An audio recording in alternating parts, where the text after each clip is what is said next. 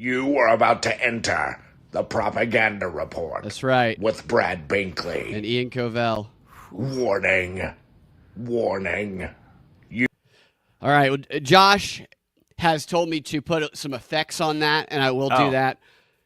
Well, but he's just got such a good character voice naturally. Why didn't he put effects on it? He's the editor. He's got the editing suite. He should put the computer effects there.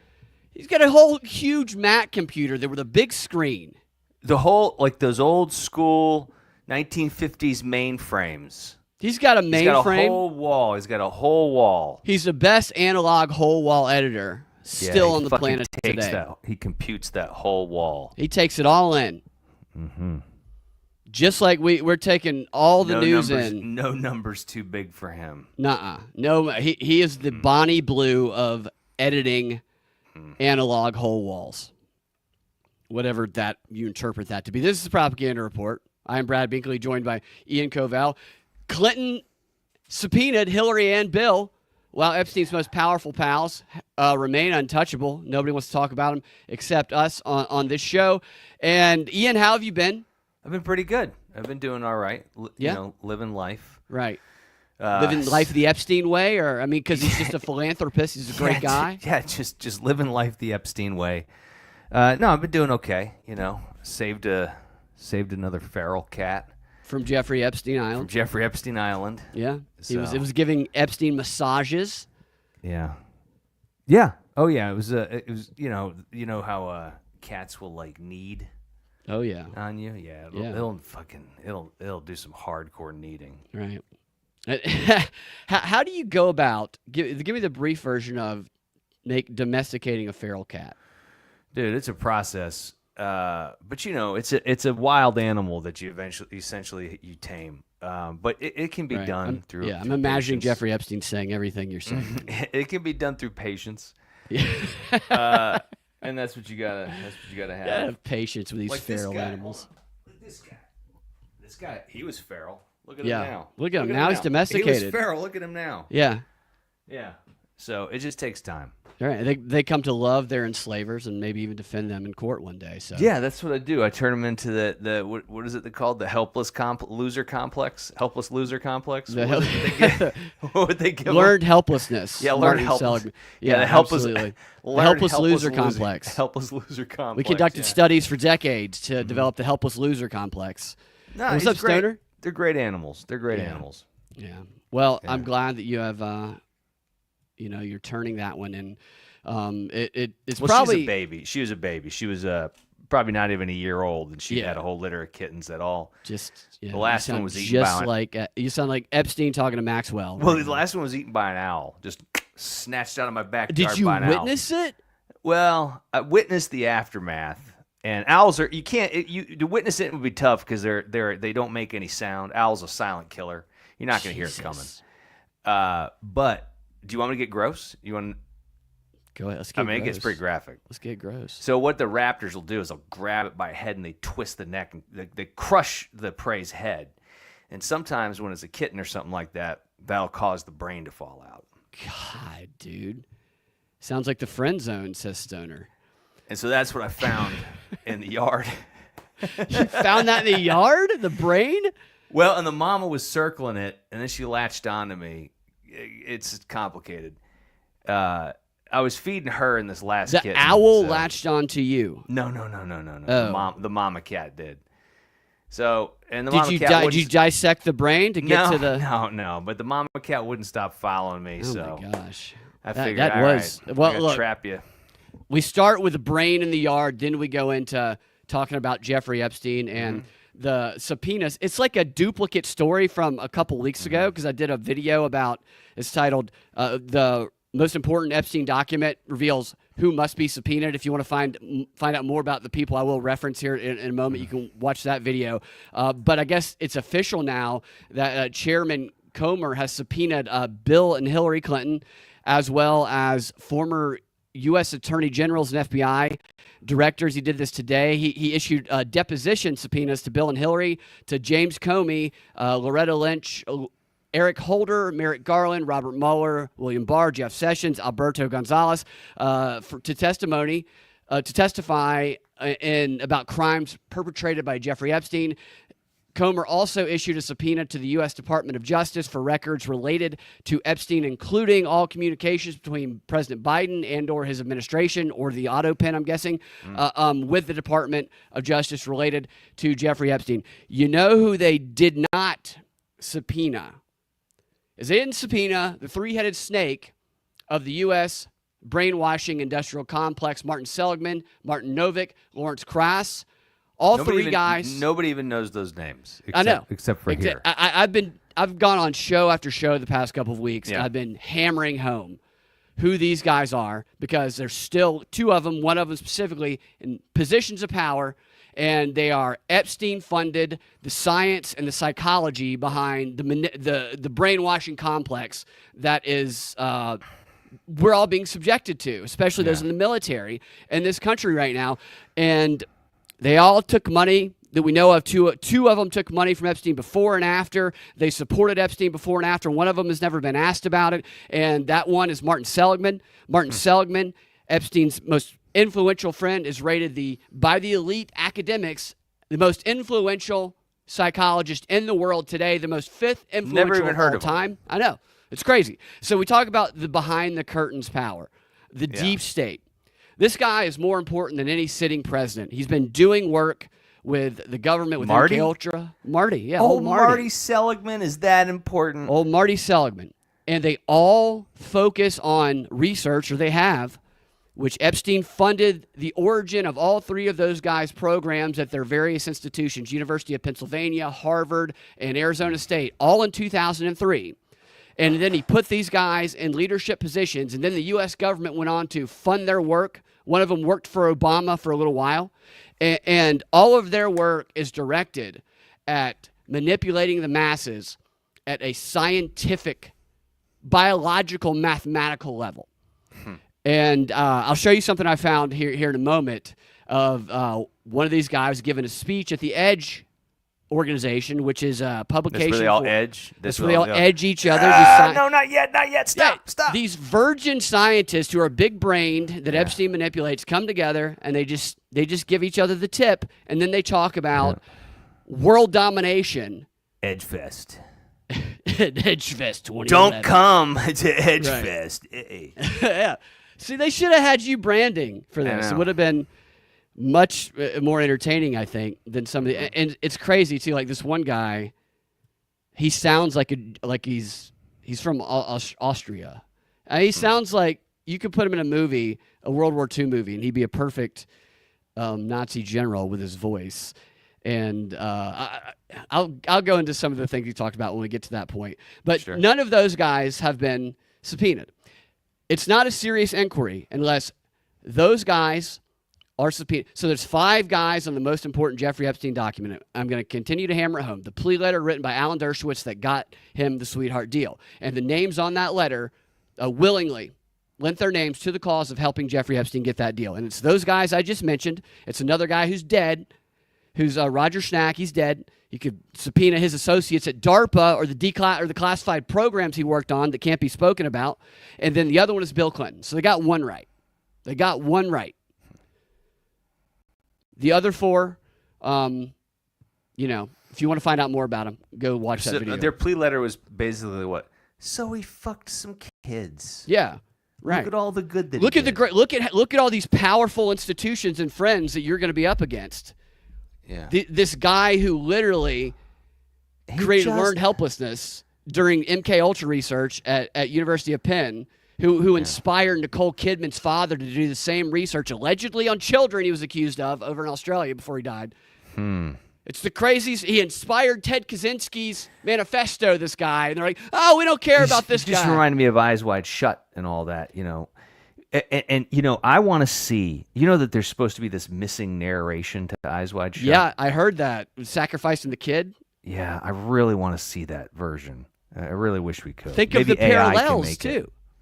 Oh, yeah. Yeah, with Nicole Kidman in this movie and her father, with the MK Ultra and sacrifice his child to Hollywood. Oh, my God. It's such that ending is so fucking creepy. It's crazy. Interesting Tom Cruise choice as well. Like it's like he makes some. We're getting sidetracked, but the guy makes some interesting choices in his film career. Right? No, he And definitely does. I think he's going to be. I think he's going to. We went through a period where we really made People fun of him. are liking him now. I think we're going to remember him fondly. I watched that old video of him talking to Matt Lauer about. That I saw that a couple months ago, and it's like, man, he was dead. He was correct. He was 100% correct. And Matt was hung up on a word. What was the word he was hung up on? I can't remember what it was. Yeah, Tom didn't use a word correctly, and Matt wouldn't let it go. That's what they do. And then Matt, what did we find out about Matt? He had a fucking rape trap door in his office. Did he? Oh yeah, the button. Yeah, that he pushed. Button. Right. He's probably got it from Epstein Island. Probably ships mass ships those to all these people who are also compromised. It's crazy. But going back to the subpoenas that were issued. So the question, like, this is a big flashy news story with these big names, which is like the second time we're doing this news story. Mm-hmm. Will these depositions on Capitol Hill, this theater, Bill Clinton, Hillary Clinton, James Comey, being interrogated by this mostly Republican House committee, will this very entertaining possibility happen? I hope so. I do too. We won't learn anything. Nobody will be implicated criminally, but it will be very entertaining. Sure. You know, Nancy Mace, the dumbest bitch in Congress, and that's saying something. Okay. She's on this committee. You think she wins the award for dumbest bitch? I think she's the dumbest bitch. She is one election loss away from an OnlyFans career, because that every single thing she does is a vehicle to try and display her tits. It doesn't matter what the cause is.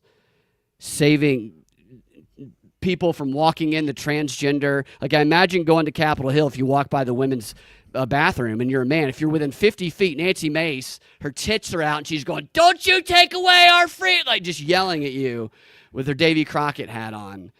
She's a dumb, lying bitch. Sorry, I don't like her. But she's on the committee, and she would still at least make this entertaining, and so would some of these other guys. And there's a possibility that this testimony could happen. There's a couple outcomes that I see. A reason why it will never happen is that there's no legal standing to force them to come testify, like in the immediate. Like they've tried to get the courts to back the subpoena power of Congress to force people in the executive branch, people who used to be or who are in the executive branch, I should say, officials, to force them to testify. And they haven't got any support from the court. So every time something like this has happened, it's been like a back and forth struggle that has played out for years, and eventually nothing happens. So that could happen. However, if that were to happen, and this is the angle where maybe there might be some of these testimonies, is the narrative would be it would be to take the kind of narrative, take the bull by the horns, to control the narrative. Because if you do that, if you resist it, the narrative from the other side, Jeff Sessions is in here too. Of course, I don't know which side he would. I used to call him Shrimp Scampi Sessions. I don't know why. Just he's a tiny guy. They're trying to avoid testifying because they're protecting pedophiles and they have something to hide. So if they do that or they plead the fifth, that's the narrative by those who don't like them. Right. So they can go in if they need to lie about everything. Maybe some of them don't know anything. Maybe some of them do, and they just say, "I'm going to go in, I'm going to lie, I'm going to control the narrative, and I'm going to throw my side some red meat to say, look, my guy testified, now it's time for Trump to testify." So I think that's the play. That's what I would recommend doing. That's the most fun, isn't it? Yeah. Yeah. We'll see. I mean, I don't know. I think Trump has been really cooperative with the Epstein stuff, right? I don't know. I don't know that that's the way that people earlier on. Like, I'm not talking about releasing the files. Yes. He was very forthcoming. With the lawyer, he was right. Yeah, and that lawyer's he's actually went on MSNBC the other day when Trump was talking about, well, I can pardon Maxwell if I want, and he was kind of appalled by that. But he did say, when I spoke with him through email 9 years ago, he directed me towards that document that nobody else talks about. That he said that Trump was the only one who didn't skip or avoid deposition, and he said that Trump helped the case, and that he didn't find anything in it that makes Trump seem implicated. And that's actually, Maxwell said something similar, apparently. Because now they're saying that Maxwell, that they're going to release, they recorded audio of this guy, I can't remember his name, the Trump's lawyer, who he sent. Beach. Yes, Blanche. It's Blanche. Todd Blanche. They recorded the conversation with Maxwell, and they might release the transcript. They're threatening to, which I think they're going to do that, and I think they're going to call that the Epstein files. And I think that they're going to try to say, we released the Epstein files, and they're just going to be talking about this new transcript that they made by going to talk to her, which that's going to satisfy some people. It's definitely not going to satisfy others. And then Sydney Sweeney will have a new commercial. Right, and Sydney Sweeney with Ghislaine Maxwell, who is now in a prison where she can buy clothes. Yeah. She's training dogs to be obedient, which I think fits her skill set perfectly. You know, that's what some might say that's what she did for Jeffrey Epstein. And she can buy makeup, and she used to be a hottie too. So next time we see her, I have a feeling she's going to look banging for her age. But there's just a lot of chaos going on. But you're right. That I didn't take you for a young Ghislaine type. You should look up photos of her. I've seen. I mean, it's just not my type. Not your but type. I mean, yeah, but I'm not judging you, dude. You see the long hair version of her, you know. Yeah. Are you looking at the ones when she's 18 and older, right? You're not looking at the young ones. She just wasn't that. But I mean, she was just ugly when she was a baby. Ugly baby. Yeah. Very ugly baby. Epstein wouldn't touch her as a baby. I don't know what you saw in that baby. Yeah, Epstein saw, like, she was offered to Epstein by her father as a baby, and he said, disgusting. Bring her back when she's 10. Yeah, disgusting. Undercooked. Very undercooked. Yeah. What do you want? I think she was his handler. I think he was like a fiend, like a sex fiend who actually was completely controlled by his disgusting desire for incredibly young girls. That's what it comes off as. The way he would. Did I tell you what he used to say? I can't remember if I told you this. And this is in depictions of how he behaved at Harvard and ASU, and I don't know about UPenn, but some of this stuff is in a publication on Harvard's website, an investigation he did. There'd be groups of scientists that he's organized these nerds to come together and talk, and he'd just walk up to them while they're talking. He'd interrupt them and go, "What's this have to do with pussy?" That's what he did. That's what he would do all the time. Wow. And he would bring young girls around, and he would call them his assistants, and he'd just be making out with both of them at ASU and at Harvard in these facilities that he funded. That he would have parties at on the weekends at these places. It's crazy. Oh my God. And this went on for so long. But Trump, that's why. So this stuff seems on purpose to me. The poor handling of the Trump in his administration of the Epstein thing, because he famously knows and has utilized any press is bad press, although this is a weird one, but like he could be saying some of these things. He finally did start saying Clinton and he did say Harvard, but he's still not saying Martin Seligman. Now, his government is funding Martin Seligman's work right now to do psychological profiling and data collection and the creation of psychological resiliency scores. It's called the World Happiness Project. Oh yeah, I've heard about this. And I talk about it. It's crazy. Know that it's to destroy happiness. That's why it's called that. Yeah. Oh my goodness! Look, we have a guest. Somebody popped in the chats. Martin Seligman himself. It says, "Hello, Bradley." What?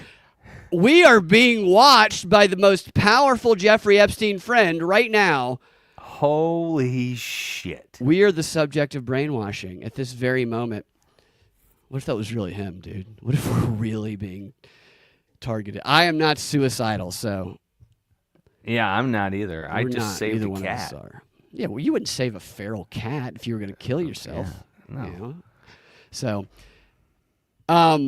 yeah. So I've just been curious. There's been explanations Trump could have given, or he could have ignored it. Like the other day, he responded to a question about something else, and he responded. Started talking about Epstein. He thought, what was it? It was the burn bag or something. Or, I don't know. Yeah. I thought you had a guy named Burn Burn Bag. What Yeah, a great, it's a great what a line. great name. I And that should be a character in a movie now. A drug dealer named Burn Bag. Oh fuck! It's Burn Bag. There he is. There he is. You Yeah. thought you could fuck with Burn Bag and not get burned? Well, get ready to get burned. Burn Bag again turns you to ashes. Ashes to ashes. I like that. Yeah, at first I didn't see Burn Bag as a squealing Hispanic, but now, Yeah. Burn Bag. right. And he's like 4'7", but you can't stop him. Yeah. Yeah, he's unstoppable. Unless ice gets its hands on him. You know, it could be Trump's biggest. Telling me I got a Napoleon complex? I had sex with Christy Nome. Yeah, you need to deport me. What's this got to do with pussy? Oh, yes. Good callback. Okay, so the depositions are also the people who do it. They always do this shit. I don't think they actually care because they would have subpoenaed the right people. But what we will see is in the upcoming midterms and Nancy Mace's campaign for governor of South Carolina, what she does right before she starts her OnlyFans, is it will be their talking point. I tried to get justice. We subpoenaed the people. We subpoenaed the Clintons, and they escaped justice. So it's just going to be campaign talk points. It's also theatrical and shit, you know. Yeah. And like Mace. Did you see Mace's post today? No. So you brought up Sydney Sweeney, and everybody's got to do their. Even Lizzo did a Sydney Sweeney thing. Oh, you mean Mace, not Nancy Mace? Nancy Okay. Mace. I thought you meant like the rapper Mace. Is there a rapper named Mace? I think that's his name. Yeah. Yeah. So look at that. There's Nancy Mace. Like really questionable.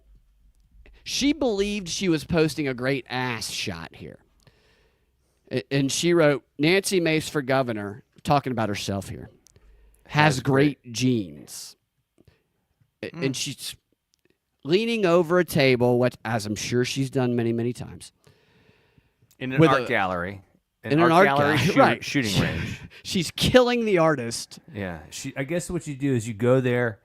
It's a wine and cheese night, and you get to shoot the art. Yes. Exactly.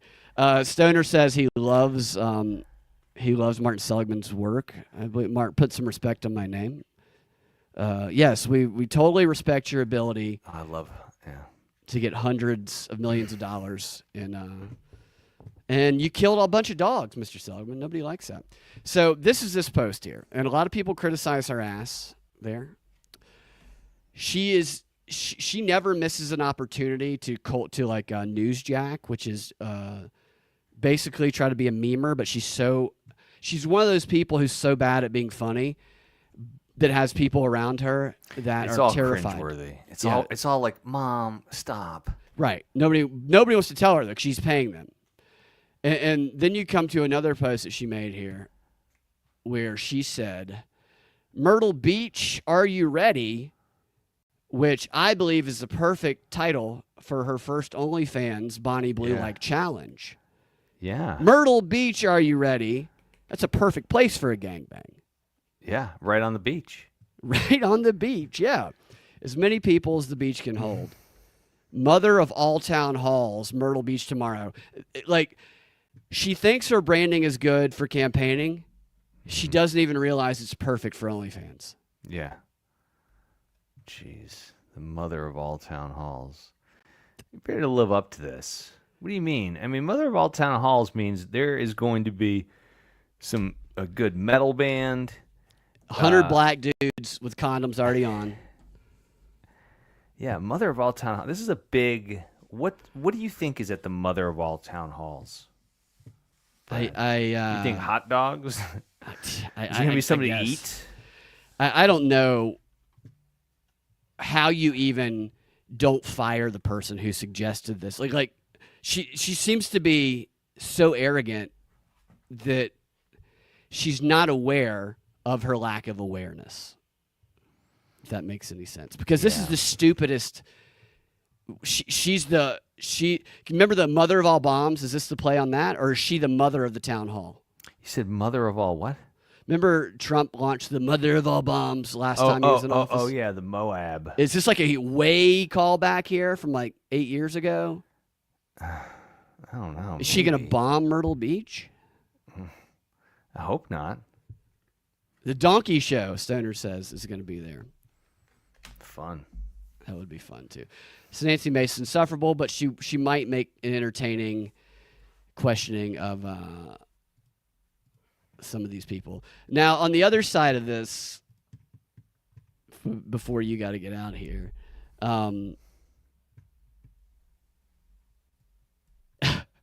this is how so let's say there is some sort of there's enough that's put out that enables Trump and his administration to say, we close the book on it, that gets enough of his supporters to stop talking about it. I don't really see that happening.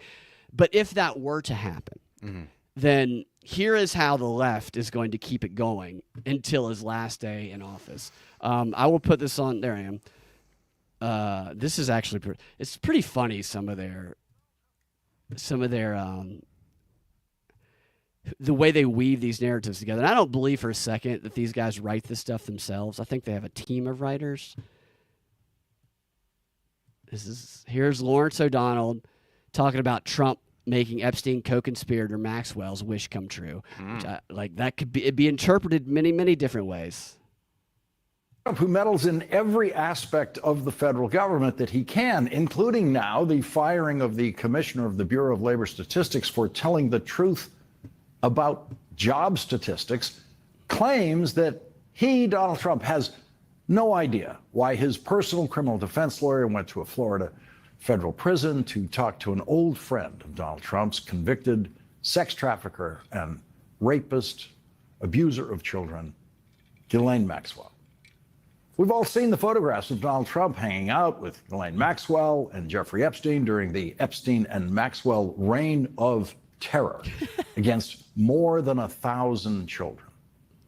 Donald Trump just now has no idea why his former criminal defense lawyer, who he installed as the number 2 at the Justice Department, became the very first deputy attorney general in history to go to a prison to interview a convicted sex trafficker who the President of the United States personally wishes well. Donald Trump has said repeatedly, I wish her well. When his old friend, the convicted sex trafficker. If these are the qualifications for the first time in history of something, you can do that with anything. Yeah, especially now with technology and AI. The first time in history that a sitting attorney went to a prison and talked to a convicted sex offender that the president had wished well. Wearing this specific outfit. Yeah. With these shoes, you can literally do that with anything by getting specific enough about anything. yeah. But I love the drama he built up, but he's about to get to the. And they love all these MSNBCs. They love saying convicted rapist. They love saying it. Right. Which and it's not well. Yeah. Some of them like to call Trump that, even though. The civil case they're referring to, the jury actually specifically found that he did not rape. Right. But they call him a convicted rapist. Right, because they asked the judge later, and the judge said, for all intents and purposes, it is rape. Right. Yeah.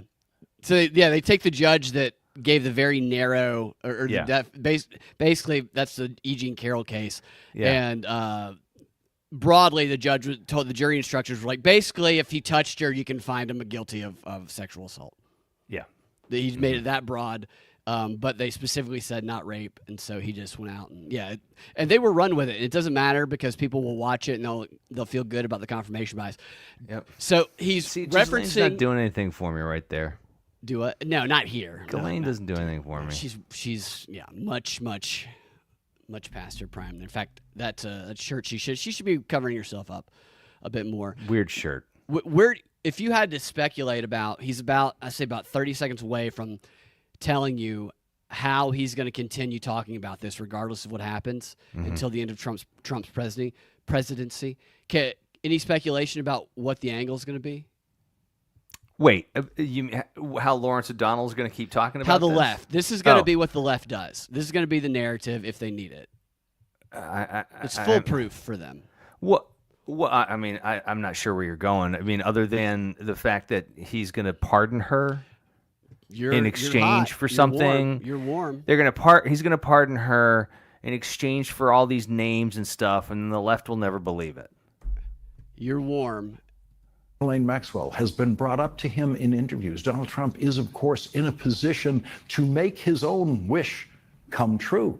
Donald Trump could, for example, pardon Ghislaine Maxwell, just completely erase her conviction and release her from prison, or he could just commute her sentence and release her from prison.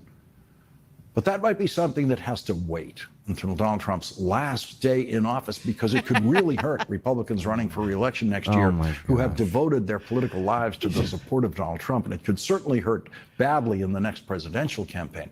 But if Donald Trump lets Ghislaine Maxwell out of prison on his last day in office in exchange for her publicly insisting that she and Jeffrey Epstein were never really friends with Donald Trump and that Donald Trump knew nothing about anything illegal that they ever did, well, the last day of the presidency would be the time for him to do that. He said last day 3 times. That's a concerted effort to create a pattern. And I mean that's what it's going to be. Well, do you think putting the text "they were predators" together over his shoulder, do you think that's a concerted effort to create a pattern? Definitely, yeah. He didn't even realize that's there. Yeah, they were predators together. You just tune in. He should be able to grab it and move it around here. I would like to see here. I would like to see predators on top of the building there. Yeah, like actual predators. Like together. They were predators together. Yeah, just raping the shit out of democracy. Yeah. So, whatever happened, Trump could frog march people. It doesn't matter. It's still going to be. Term. He's going to pardon. He could say, "I'm not going to pardon her." They're going to say he's going to pardon this predator together with him. Used to be on the last day, so they can continue to use that. That's kind of a nice setup there they gave themselves. What do you think? Oh no, I agree. It's like a doomsday prophecy. Yeah, right. Very Trump's safe. going to rape you on the last day. Last day. He's I gonna don't know how much longer they can get away with. Trump is destroying democracy. He hasn't destroyed it yet. I thought I voted for him so that we wouldn't ever have to vote again. I was trying to do everyone a favor. Yeah, he hasn't given you what you wanted yet. No, I thought he was going to end elections forever. Like the guy in the Bitcoin country. Yeah. Where's that guy again? The young guy who walks around naked all the time. What? You know what I'm talking about? No, the young guy that walks around naked. El Salvador, the president of El Salvador, apparently just walks around wherever he is naked, Never heard trading of that. Bitcoin all the time. You didn't know that? Yeah. No. Yeah, he showed up to the White House clothed, but he apparently is like suspending elections and stuff like that. And Donald, do you mind if I take off my clothes? I can't trade Bitcoin with my dick I cannot trade covered. Bitcoin with all these clothes on. Yes, get the children out of here. So Ian, I know you got to go. We got a little bit of a late start. Thanks for popping in. And, Thanks, man. And joining me. Always enjoy. Is there anything any closing message you would like to deliver to everyone? Stay strong, everybody. Stay strong. Stay straight. Stay strong. Keep the faith. Yep. Keep faith too, if that's keep- female that you have in your basement. Yeah, keep faith. We're gonna get through this. All things shall pass. Yeah. Okay. Yeah. All things shall pass. Keep faith. Keep the faith. Stay strong. You can do it. You can. You do got it. this. You got this. That's good message, and I want everybody to take that to heart. Yeah, man. All right. All right, Thank it was you, good Ian. seeing We'll do you. it again on Thursday. Bye, everybody. See All right. you guys. See you later. All All right. There you go. So I'm going to show you guys what I found in regards to Epstein and some of those guys who are his most influential friends who are not going to be subpoenaed. And if they're not, as I said, it's not a serious inquiry. Martin Novak, N-O-W-A-K, he's Austrian, as I said. He is Epstein's, or was Epstein's, favorite scientist. He funded Epstein, if Epstein funded him, I mean, from the 90s to 2018. He continued taking money at Harvard to do his research, which was focused on, to put it simply,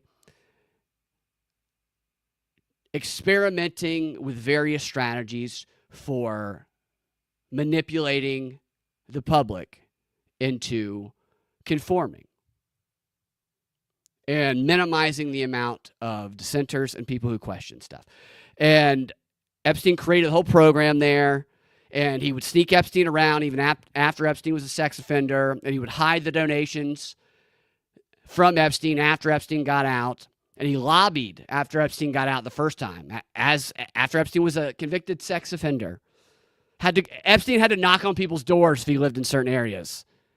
This guy's saying, you need to put him on the website, Harvard. Eventually, Harvard they said, no, we're not doing that, so he had to hide everything. But he didn't stop taking money. He didn't stop letting Epstein sneak around campus, because his entire career and work on manipulation was funded by Jeffrey Epstein, which is why Epstein called him his favorite scientist, because he was his lapdog. Well, Epstein he was a majority funder of Edge magazine, edge.org, an online publication for elites. You have to be invited to write in this magazine. He actually found a lot of these guys through this organization. And they had these billionaire dinners, as I've talked about a lot.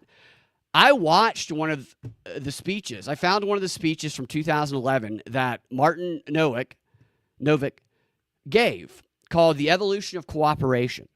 And this entire speech that he gave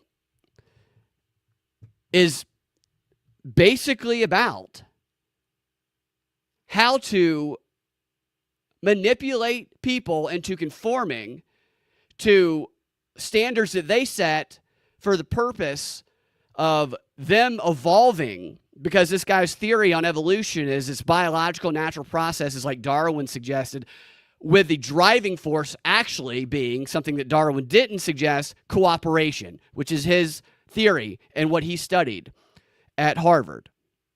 And he tested all these various strategies of tricking people into cooperating, even when they didn't realize they were cooperating, as he expresses. He talks about in some of his studies how if you damage a portion of the brain, that it makes people with a damaged brain damaged people, more cooperative and less of a problem. And they tested all these various strategies of tricking people in different countries, which he mentions in this talk here. And I don't have the clips pulled, but I did pull some screenshots. I'm going to separate the clips out and do that on another show, because this guy's kind of hard to understand because of his accent. But I do want to show you what I noticed.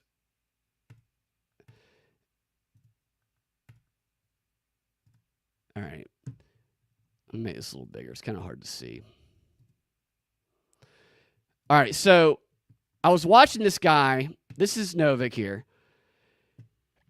2011 Billionaires Dinner at the Edge Foundation. They have these every year. Very select group of people. Stephen Hawking would be there sometimes. Bezos would be there. Epstein was always there. Martin Seligman was always there. Novak was always there. Lawrence Cross, the other guy in that document, was always there.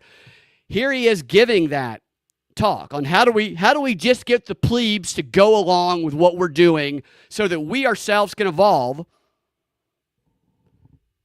He talked about kinship selection. He talked a lot, honestly, about communism and about eugenics during this talk. Population genetics. It's one of these things where nobody ever watches these. I had never seen the full video. I'd only read some of the transcripts on edge.org.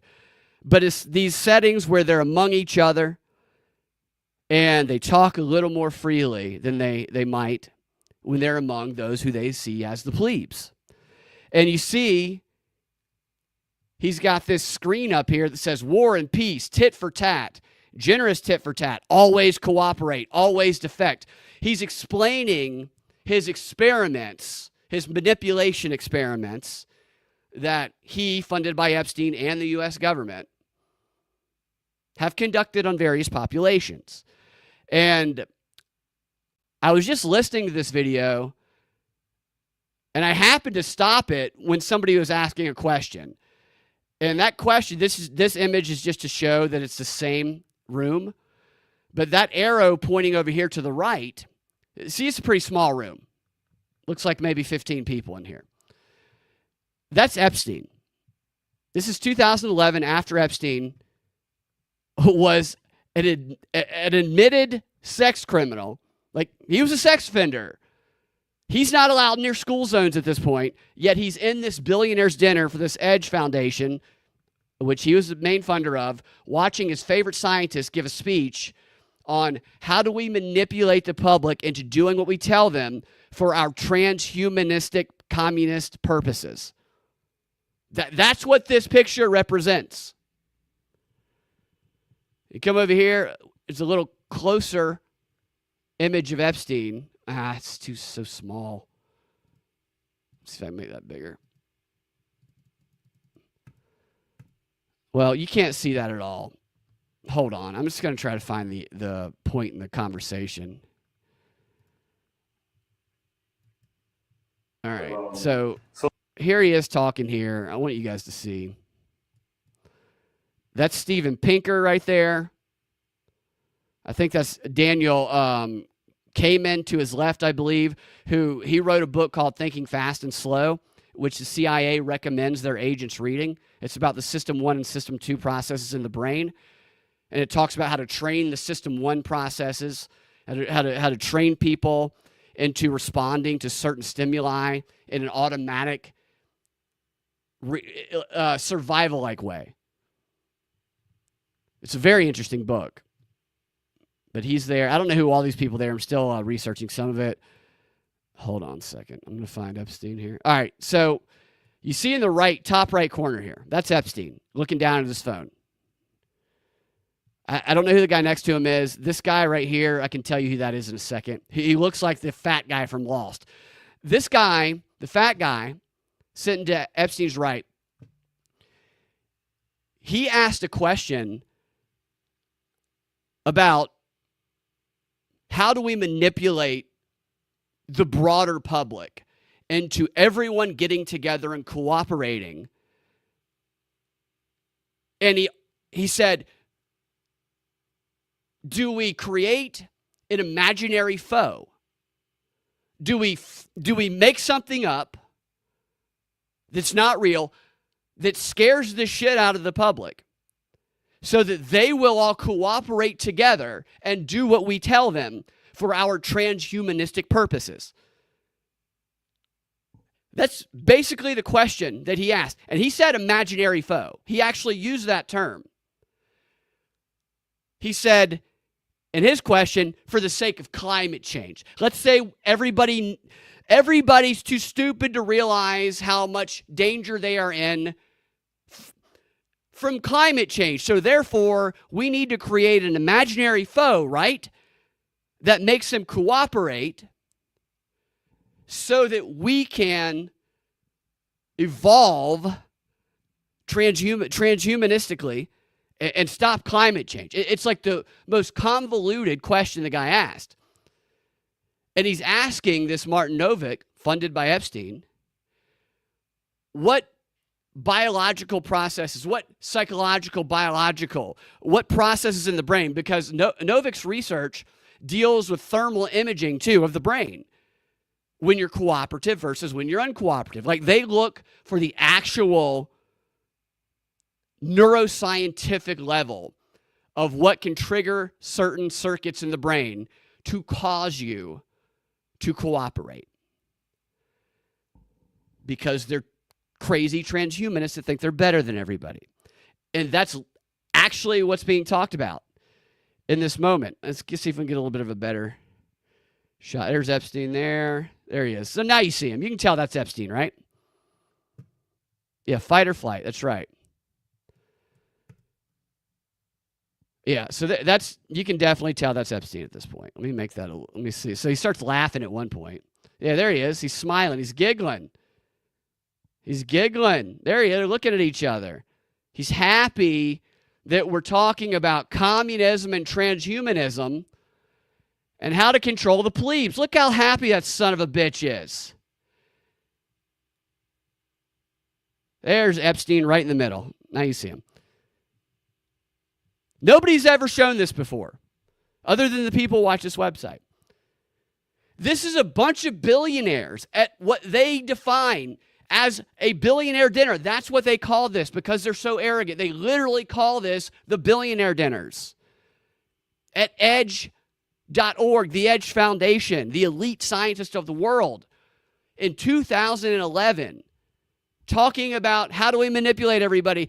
Epstein, a convicted sex offender, is sitting there chumming it up. Everybody in this fucking room should be subpoenaed. They all know what he did. They all know what he was convicted of.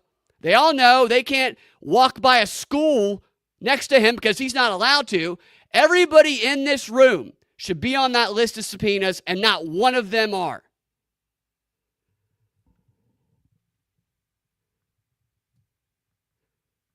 It's bullshit. It's a joke. It's all theater. I found this. Nancy Mace can find it. I found the document. I was directed to it by the lawyer. It's publicly available. The plea letter that has the name of this guy you see on screen in it, that shows that he took money from Epstein, that shows that he helped Epstein get that deal. He's not on the subpoena list. Martin Seligman, the head of America's brainwashing industrial complex, who created the theory of learned helplessness, which was the basis of the CIA interrogation, Black Ops, Guantanamo Bay interrogation after 9/11, who inspired Ted Kaczynski. Ted Kaczynski's work. Ted Kaczynski wrote about us being the dogs in Seligman's learned helplessness experiment because he tortured dogs. And now he's funded by the DOJ, sitting pretty at University of Pennsylvania still, not being subpoenaed. Because either our Congress people are stupid as shit, maybe, or they're actively covering up for him. It's probably a combination of both, honestly. I doubt Nancy Mace has any idea who any of these people are. She's too busy prepping her tits for her next humanitarian effort. So here's that guy. I'm just now reading about this guy because I just saw this video earlier. Jared Lanier. This is Jared Lanier. Jaron Lanier.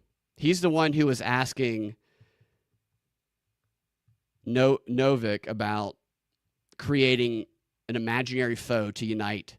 Like the alien, aliens are attacking. What was that? Project Bluebeam. Basically is what he was describing. The fat guy sitting next to Epstein. He is a computer scientist, a visual artist, a technologist, futurist, and composer of contemporary classical music. Considered a founder of the field of virtual reality. Okay. Him and Thomas G. Zimmerman left Atari, so he worked at Atari in 1985. And founded the first company that sold VR goggles and wired gloves. Yeah, it's another transhuman shit. That's what this is looking like. In 2000, he was visiting scholar at Silicon Graphics and various universities. In 2006, he began to work at Microsoft, and he's worked at Microsoft as an interdisciplinary scientist. Composed, I don't care about his music. Let's see here. I'm sure there's much more that goes beyond this probably obviously whitewashed Wikipedia page. All right, Wired named him as one of the most 25 influential people over the last 25 years of technological history. In 2005, Foreign Policy named him as one of the top 100 public intellectuals. In 2010, he was named to Time Magazine's top 100 list of most influential people. In 2014, Prospect named him one of the top 50 world thinkers. So this is the theme of all of these people that are in Epstein's orbit. I guarantee you there's connection somewhere where this guy took money from Epstein. Everybody in that room. Now, whoever gave the money to Epstein, which Maxwell was almost definitely Epstein's handler, so she probably funneled that through to him. He was born in New York City, raised in Melilla, Mexico. His mother and father were Jewish. I don't know why that doesn't surprise me. And his mother was a Nazi concentration camp survivor. And his father's family had immigrated from Ukraine. You're just checking all the boxes with this guy. So you have Atari Labs. So he worked at Atari. Is there any controversies with it? Let's see here.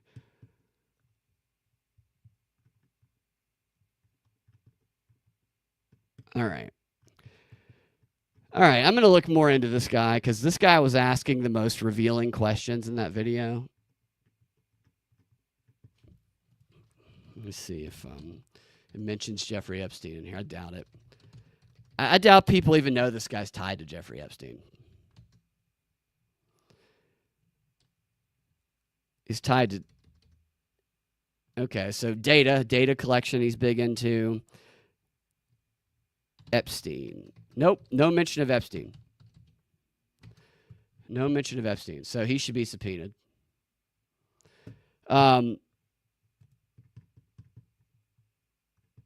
What a fat piece of shit that guy seems to be. All right, check this out. Sam showed this to me in Austin on whatever this is. The subscriber-only show that me, Sam Tripoli, and Austin Picard do that you can get at locals.com/prop report, patreon.com/propaganda report as well. This is a teaser for an interview with that Steve Bannon was going to do with Jeffrey Epstein. I had heard Epstein talk during a deposition before. Maybe I hadn't heard him speak this much because he sounds a lot different than I remember him sounding. Here is that. I want to see that footage, actually, of that Bannon supposedly has. Here's the trailer for what was going to be a documentary interview that Steve Bannon was going to do about Jeffrey Epstein. Next month marks 2 years since the death of convicted sex offender Jeffrey Epstein inside a New York City jail. We were underage. We were little girls. By the time I was 16, I brought him up to 75 girls. He was glib, and he lived essentially like he was Gatsby. He was an absolutely terrifying person to encounter. You own an island, right? Thank you very much. Two islands. The islands of Dr. Moreau? Correct. Jeffrey Epstein was a billionaire New York businessman whose vast wealth brought an arrogance that knew no limits. He acted as if he could have anything he craved. Reporting the FBI is now looking into how it can interview Britain's Prince Andrew over his relationship with Jeffrey Epstein. I made my living from old thinking, but the future is for the way women think. The way women think. That's correct. Is that not a sop because of all the depravity you've done against young women, and your new sop is that their women's thinking is the future? No, I've always believed that women would in fact be able to take over. I'm a firm believer and supporter of Time's Up. Federal prosecutors said yes. Like, this voice is so weird. I'm a firm believer and supporter of Time's Up. Federal prosecutors said yesterday video of Epstein's jail cell when he made his first suicide attempt no longer exists. And Jeffrey Edward Epstein. Have you ever been convicted of a crime? Yes. Epstein got away with his crime. Have you ever been... First suicide attempt no longer exists. And Jeffrey Edward Epstein. Jeffrey. Have you ever been convicted of a crime? Yes. Epstein got away with his crimes because nearly every element of society allowed him to get away with them. This morning, we're learning new details of the exact cause of death of former registered sex offender and financier Jeffrey Epstein. The greatest threat to people put in solitary confinement is they try to kill themselves. Imagine that. You're only in a room for 24 hours, you start to go crazy. The monsters. Epstein's life among the global elite. Produced by Dan Fleety and Steve K. Bannon. Where is this film? This trailer was made, 8 years ago? Yeah, he didn't release it. I mean, that's a good trailer. I wonder why he did not release it. What's up, Casey? So, I would like to see that Steve Bannon trailer. Now, getting in on the action is... I can't remember who it was that said that Hunter Biden is going to be the left's Joe Rogan after that interview he did the other day. Hunter Biden is back with that same dude doing another interview, and he was talking about Epstein. And I'll let you guys hear what he had to say, and I'll tell you what I think about it. Here is Hunter taking a break from painting to talk Jeffrey Epstein. Oh, wait. I'm going to put that on the screen. I'm a little retarded. There you go. Jeffrey Epstein was a pedophile that it came into enormous wealth by very mysterious circumstances and had connections across the globe to very, very powerful people. And he was murdered right before it was all about to blow up. And now there supposedly are no files that the American people can see to explain all of that. I don't understand why the Jeffrey Epstein case would be of interest to anybody. It's pretty boring stuff. I mean, it's crazy. Like, do I think that there's an actual list? No, I don't think that there's an actual list. I don't think that he was that stupid. But do I think that what they do have implicates? It's showing. Was that Hunter painting that it was showing, or was that somebody else? I think that must have been Hunter. Why did it cut to just a random dude painting? It had to be Hunter. I'm sure Hunter would have said this position when his father was president. This guy who talks to Hunter, by the way, has yet to ask Hunter about his sister's diary and his father's alleged, according to the diary, it's never been disputed, showering with his young underage daughter, which I posit the theory that is what sent Hunter Biden down the wrong path. I feel he felt unloved because he never got to shower with his father as a preteen. It was always his sister that was chosen, and all he ever wanted to be was under that warm sprinkling water with Daddy Joe, and he never got to. Had he gotten to go inside the shower with his father, perhaps he never would have gone down the paths of drugs and crack and prostitution and masturbating and whatever those anti-gravity chambers where he smokes crack and drinks slits. Maybe none of that would have happened. Maybe he would have been just like Bo. Him? Yeah, I think so. You know, I mean, Epstein introduced Melania to Trump. the connections are like so wide and deep. So that's a theory that I have seen no evidence that that's true. Maybe it is. I've only seen people claim that it's true. Anyway, why do we think they don't want the files released? I don't know. I think John, This is his shitty ass painting. Look at this. He's talking about the Epstein files. That's crazy. They always do this. I've been talking about this shit for 9 years. You guys know, if you listen to the show, I got kicked off WSB right after Leon Black, one of Epstein's buddies, it was revealed, bought the parent station. And I actually showed the same document that I've been showing recently that nobody shows, or talked about it on WSB. We got kicked off immediately. Website got taken down when I posted that document.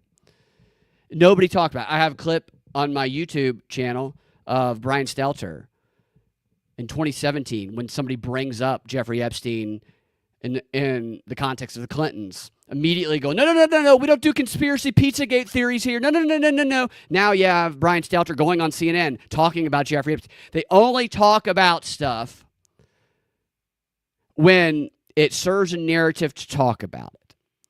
And that's the case for anything. That's why you see some shootings covered and other seemingly equally bad shootings ignored. Because one has certain details and they happen at a certain time that it can be picked up and used as a vehicle for an agenda that is predetermined. The narrative is predetermined. The stories that are plugged in to facilitate the telling of it and propagandizing of people with it are either selected from actual things that happen, they're created with PR stunts, and sometimes false flags, perhaps. And now we have Hunter Biden talking about something that was off limits, would get you kicked off the radio nine years ago. The thing that John Heilman says is like a long time ago, I think is the most accurate kind of assessment of them, which is everything is projection or confession. Everything. So when he puts out that tweet and he says, Epstein now is the Russia hoax or the Hunter Biden laptop. The laptop from hell, which the Democrats swore came from Russia. No, it came from Hunter Biden's bathroom. Like, I wonder if it works. Do you know what I mean? When he says to his followers, like, you're no supporter of mine if you keep... What's funny is during the previous interview that Hunter did with this guy, he did ask him about the laptop, and then he kind of helped him minimize it. And part of Hunter's explanation was, my laptop got stolen. We all have personal details. We're all connected to our phones and our laptops and the cloud, and we all have things we don't want people to see. So what? So what? That's what he said, literally. That was his explanation. There's nothing criminal. So what? So if we use that analogy, then he should be saying, so what here, too? Because all of a sudden, for Hunter, the laptop must be meaningful since he's bringing it up in the context of Trump. Now, don't get me wrong. He's right when he in the tone he's speaking about, with Trump trying to refer to that as a hoax. I mean, the handling of it is awful. It's terrible. It seems on purpose. But Hunter, so my initial thought on this was that this actually could help Trump, having somebody like Hunter go out and say things that are true. He's not wrong on a lot of things that he's saying, because that could cause some people. I don't know if it would work really, because people who've been following this a while are not happy with the way the Epstein thing has been handled. They're insulted by the whole binder bullshit and the putting documents out there that have been publicly available for 10 years that everybody knows about. The people who feel deceived by it, I don't know if this is going to work. But for some, perhaps the hope for the administration, those in power, is, you know what, let's get Hunter Biden out there and we have him agree with the conspiracy theorist. And perhaps maybe a few of those conspiracy theorists will go, I don't like Hunter Biden. I don't want to agree with anything Hunter Biden. Hunter Biden is an awful degenerate. And perhaps they'll stop talking about Epstein because they don't want to be on the same side as Hunter Biden. like poisoning the well of the point of view, if that makes sense. Talking about Epstein. Yeah. What do you think was in the files?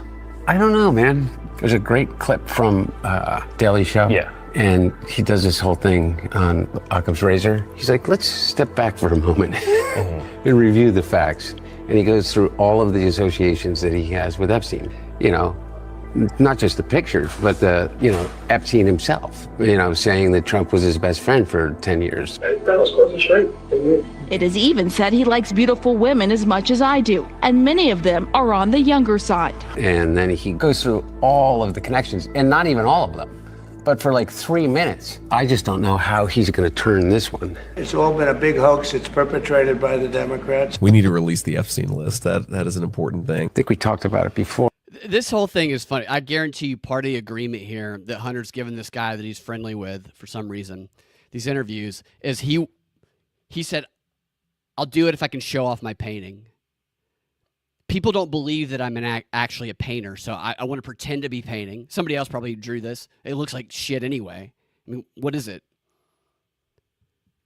It looks like a T-shirt that you get at Hot Topic.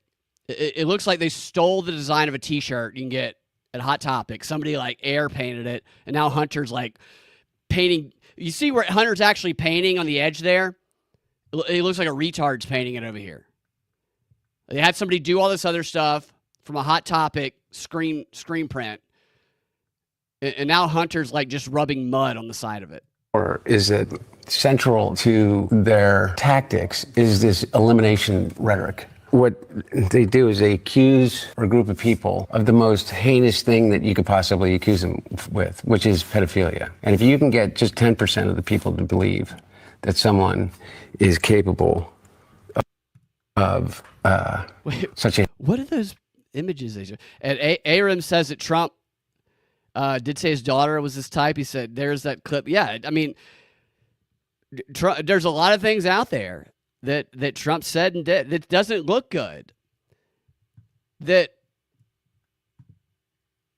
I mean, should be weighed with the other elements of it. And in this story, it's like there's a lot of things that raise questions that should be asked. And these people in power, they do everything they can to try and not answer them. And Trump seems to be doing the most blatant, kind of irritating, especially since he kind of ran on some of this ways. But like, there are hard evidence and documents that legit connections can be made that makes some seem more implicated than others.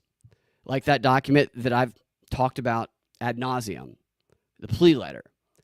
The 5 names who said, yes, you can use my name to help Epstein get a sweetheart deal.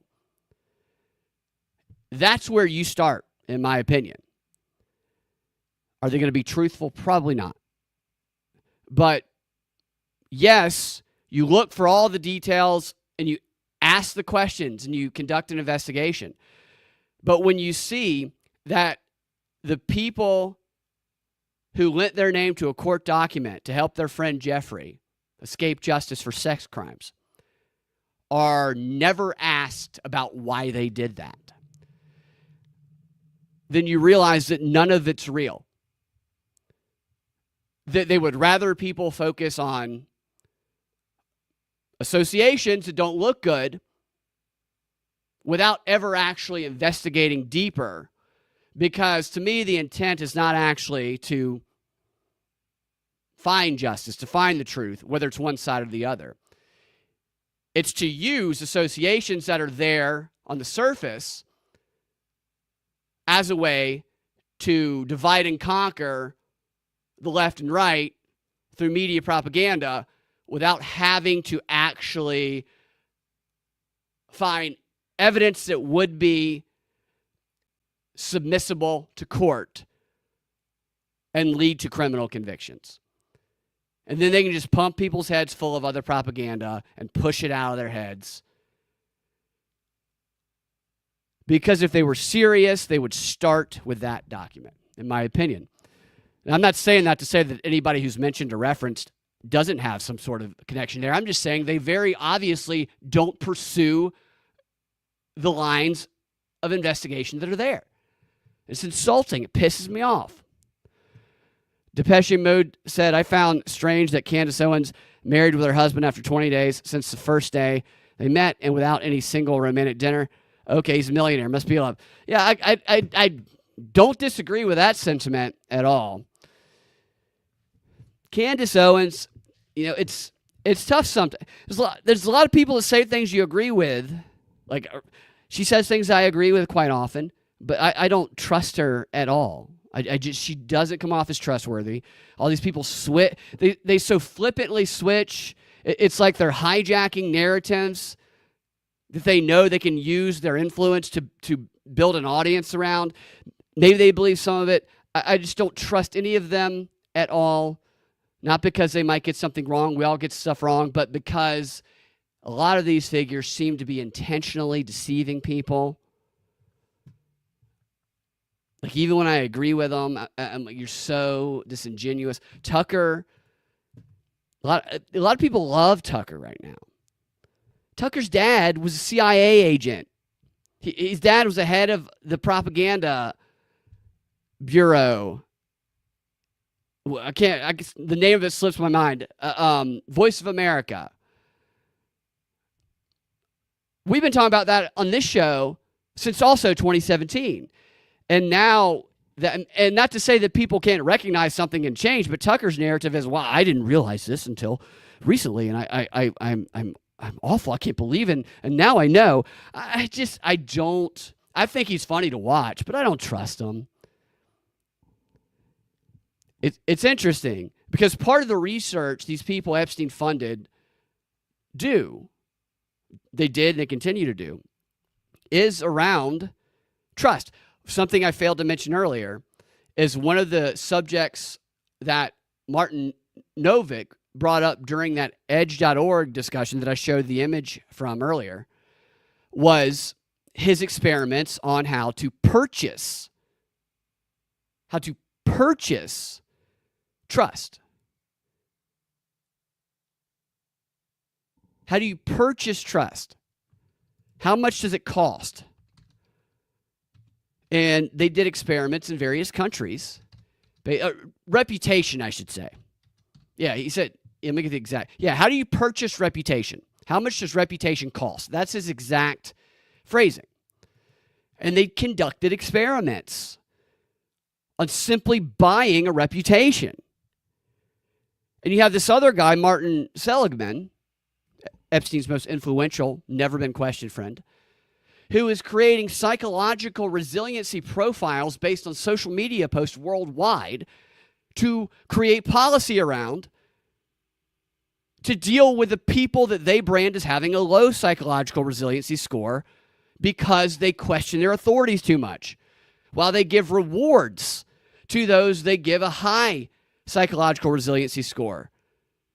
People who associate, because of the propaganda, trusting their experts and their authorities, they see that as virtuous.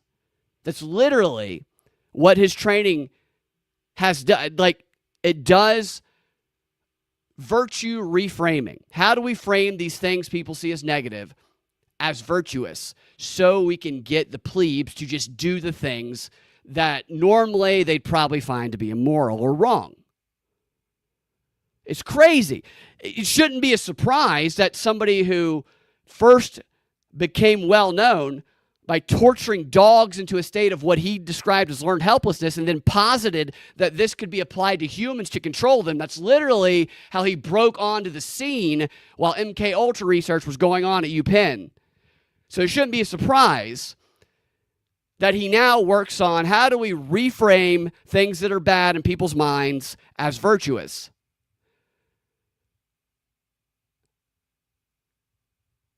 How do we purchase reputation is the other side of that. This is two of the heads of the brainwashing industrial complex. Purchase it through social media, perhaps. That's something Twitter, X, Instagram has given rise to. People build up accounts, or maybe bots build up accounts. And those accounts gain a big following. And those followers are influenced by the post and the positions made on that post. Maybe it doesn't even start off as a political account. Maybe it starts off as cute dogs and then transitions to political when it's either purchased by somebody else or maybe that was the intent all along. And then all of a sudden, there's outright positions, and I need to make my position known. You notice that? How every big account needs to make their position known? I need to put it out there that everybody needs to know this now because I know everybody is waiting to hear what I have to say. Whatever CIA agent or undercover operative is operating that account.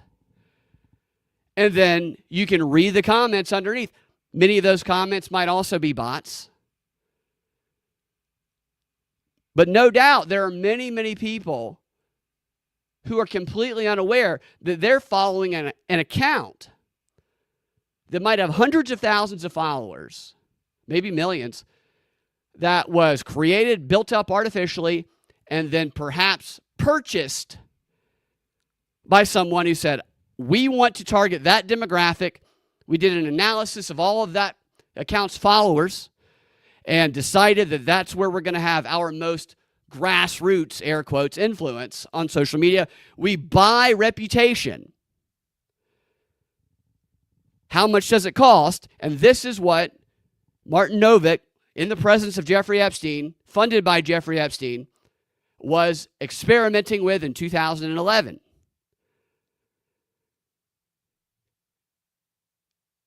It's the idea that they possess technology 50 years in advance. The more dangerous thing, perhaps, is that they possess psychological and sociological study results that they have been conducting on the public in violation of the Nuremberg Code without consent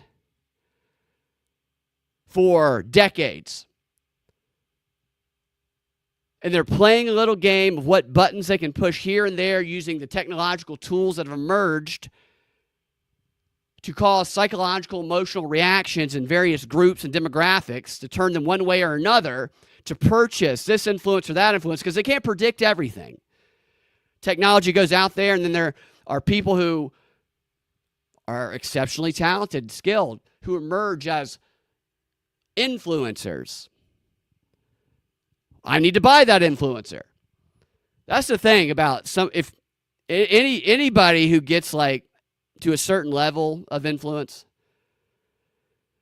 is going to be targeted for purchase, I would say, or co-option. Now, perhaps if they think somebody's not going to play ball, they're going to try and, without their awareness, co-opt them. Like whisper in the producer's ear, as Bernays said. Become maybe work for them or influence them in some other way. I don't know, perhaps be a honeypot. Kash Patel. Kash Patel's girlfriend was interviewed by Megyn Kelly, and she swears she's not a honeypot. She's just into cross-eyed Indian midgets. Okay, yeah, I guess I hadn't considered that. Show me her history of dating cross-eyed Indian midgets. People have a type.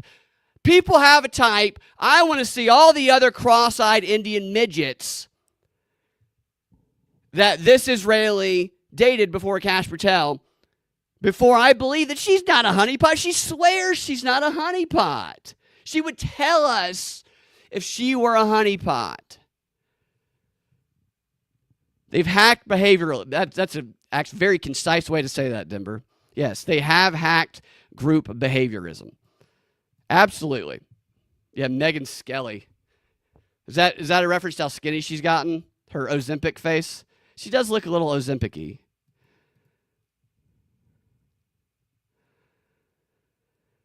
Denver says, I told them, those mad dog Trump can do no wrong folks. You are just ignoring the larger story and details, just like the other folks party, other fake party. Just like the other fake party did during the Russia gate. So congratulations. Yeah, and like,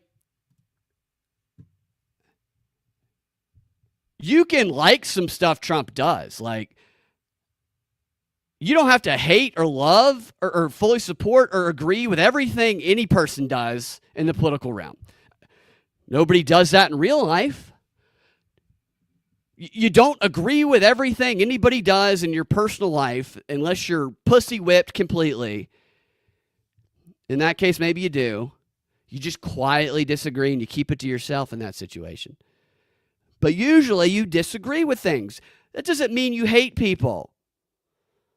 Now, you might not like the things they do, and you might not want to be associated with them if you come to believe that what they're doing might be criminal or wrong. But it's okay to view the way that Trump's administration, Trump specifically, has handled Epstein as wrong. In fact, to me, it's a little weird to not have some reservations or questions about it. It's almost one of those. I talk about this on the left a lot. This kind of just dawned on me now about doing really extreme things or taking extreme positions just to see who will just, ride or die. Who it doesn't matter what ridiculous thing happens, they will always ride or die. Like Cat Turd. It's like, who is Cat Turd an op or is Cat Turd just a ride or die brother? Because that's a way to identify like the most hardened Bolsheviks, regardless of what group you're in. Do the craziest shit imaginable. The ones that go with it, those are the ones that will lay down their lives for you if you ever needed it to be that way. I mean, that's what the Bolsheviks did. That's like one of their strategies. Do some crazy ass shit. Martin Seligman. Are you still here, Martin? I am so excited that at least Martin Seligman has found out that I've been talking about Martin Seligman. I'll show your document here, Martin, to end the show after we watch Hunter paint. Heinous crime are involved with. Take it back here. Why? So to believe that someone is capable of such a heinous crime. Why are they showing pictures of all these people? So Hunter doesn't know that the editing is happening here. So he's saying all this. I mean, that's just all media does this, but to have somebody talk about something and then show images of people as though he's referring to them specifically, which he's definitely doing about Trump. But he shows this pedo Biden thing here. It makes it seem like Hunter's talking about these people and this stuff when he's just painting dicks on the edge of a screen printed T-shirt somebody put on a wall in front of him. Heinous thing that you could possibly accuse him with, which is pedophilia. And if you can get just 10% of the people to believe that someone is capable of such a heinous crime or involved with such a heinous crime, then you can get them to believe anything about them. Yeah. And, and they used it to great effect. What is this? So he's just giving motive here, by the way. He's saying they accused my dad of pedophilia, so now he's doing the same as Trump. Look at these signs. With such a heinous crime. Then you look, who writes kids are not sexy on a piece of cardboard? Obviously that's of course, but that's a weird way to protest pedophiles. Kids, that's a little psyop. That person probably doesn't even know. I'm sure somebody told him write that.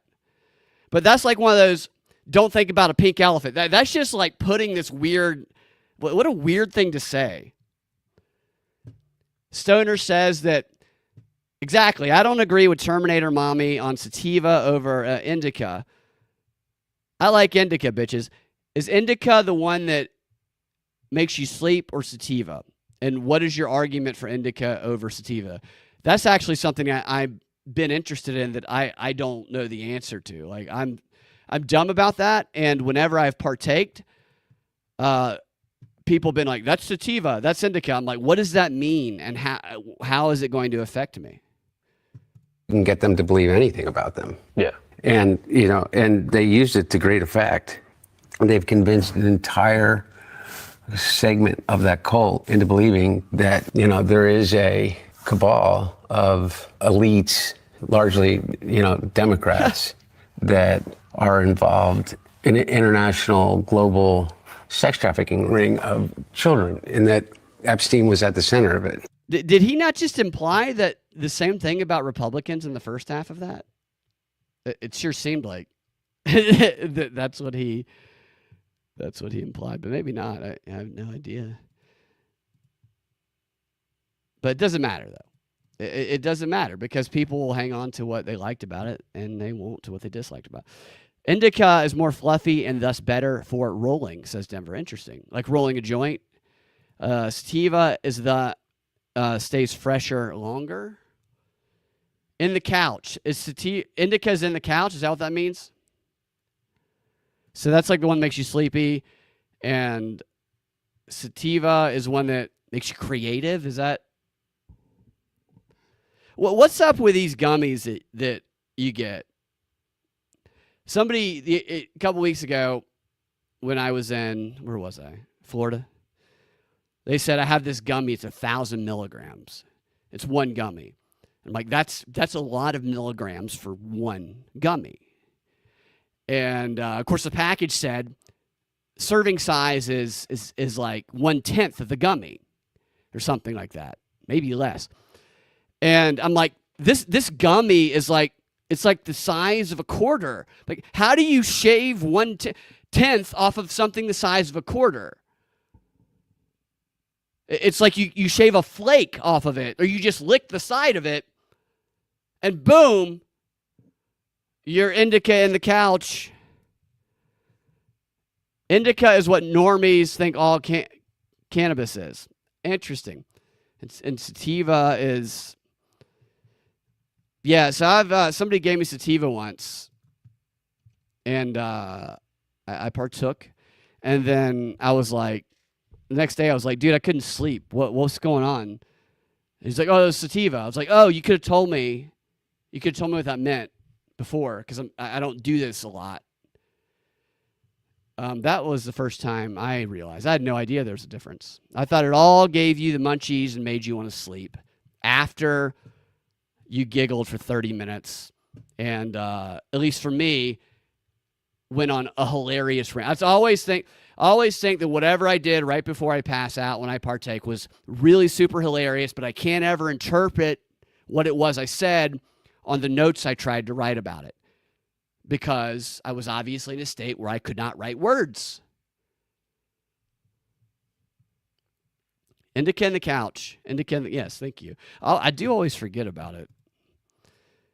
All right. Just to show this again, Martin Seligman.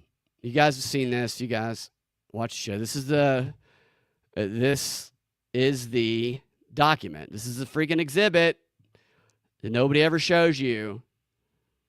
This is the full document. The only 5 people specifically named in this document, written by Alan Dershowitz, right before the plea was signed, the sweetheart deal. Bill Clinton, and as you see here, in the past 4 years, Mr. Epstein has made grants to research programs at major institutions under the supervision of some of the most highly regarded research professionals. And in the past 4 years alone, he's referring to 2003 to 2007. But all of these people he funded in 2003 and then continued forward after that. Research professionals and scholars in their field, including Martin Novick, which is the first guy I showed you, mathematical biologist. Martin Seligman, the head of the brainwashing industrial complex, who's watching our show right now, which he calls brainwashing positive psychology, very Orwellian. They used to call him Dr. Happy when he was hired by the military with a $31 million contract right after this document came out, actually, after he helped Epstein, to conduct a psychological experiment on the Army that was and still is widely viewed as being in violation of the Nuremberg Code. His experiment for learned helplessness, Martin Seligman, if you look up most unethical psychological experiments of all time, every single list has his torturing of dogs in the learned helplessness experiment in the top 5. Then you have Roger Schnack, who was leading researcher in the application of cognitive learning theory This guy worked for DARPA. He worked for the DOD. He created training simulations for the military. He visited Epstein in prison the first time. He wrote in his book in 2005 that Epstein lives the life that most men dream of, and he doesn't let morals get in the way. And then the fourth one, physicist and cosmologist Lawrence Krauss, who he pioneered. These two last guys organized like they hate gravity meetings on Epstein Island. That, what's the guy's name that talks like this? That guy, Stephen Hawking. He came to the Origin Project at Arizona State, is what Epstein put Krauss as the head of. And that was like a symposium for celebrity rock star scientists. That was the idea. And the culture that we experienced during COVID of trust the science originated from the efforts of the Origin Project, funded by Epstein. It was designed to separate people from their families, from God, and from religion, and to put the authorities, the science, as the North Star and influencer of the public. This is one of the strategies for gaining control. He was also before he got fired and his program taken away after his connection with Epstein was revealed, he got fired from ASU for groping titties that didn't ask to be groped. He was grabbing students' titties on campus. And so they fired him.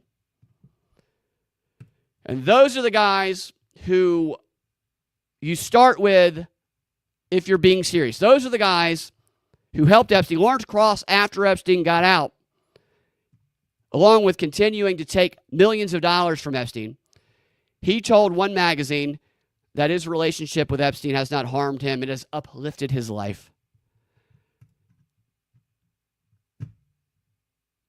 I know some of you guys have heard Say My Name, Say My Name. You love it, fourth co-host, Seligman. I know some of you guys who listen to the show are probably getting tired of hearing me talk about some of this, but I got to keep hammering this home, honestly, because you know what I do? I deconstruct propaganda, and I do research. And my experience, through my experience doing this over the years, I learned that you will put something out there. You can put something out there that others haven't put out that will get very little attention because the time is too early. And then later on, somebody who either naturally or perhaps they were helped to gain a big following will then say the exact same stuff, verbatim, almost like they read it from you, as though they were the ones who first discovered it. And then the credit will go all to those people. Sometimes people discover and research the same things, just different years apart. But in the past, I feel I did not harp on certain things enough. And I'm not going to let that happen here. This information needs to get out. And it needs to get out now, not when it's okay for Ian Carroll to talk about it. That's all. That's all I'm saying. He helped enable COVID. Yeah, that's a great connection. So Denver's right. The Trust the Science guy, Lawrence Krauss, that Epstein-funded effort helped with control during COVID. Then you go over and you look at Martin Novick, what Martin Novick did with his Epstein-funded work and the cooperation that we talked about, the coercing, manipulating people into just doing what they say. He was a consultant on how to coerce the public into just accepting the jab and minimize vaccine hesitancy. So you see where all these guys, that's why I call them the three-headed snake of the brainwashing industrial complex. Actually, it would be four-headed snake if the other guy were still alive. That head of the snake has been cut off, although they should interview the people from DARPA. And all these people with their government connections. Lawrence Krauss was on Obama's 2008 science policy team. That's a year after he's in this document. A year after it was revealed that Epstein funded his work, and it was revealed that he helped Epstein, willingly he helped him. And after he was publicly saying, I love Epstein, basically, Obama's like, let me put that guy on my science team. That's a guy I want to have creating my science policy. And he's one of those guys who was on that government-funded organization, I can't remember the name of it, that does the doomsday clock, that bullshit climate change stuff. He's probably on that video also. I don't know what he looks like. I guarantee he's in that video because they're all four associated with that shit.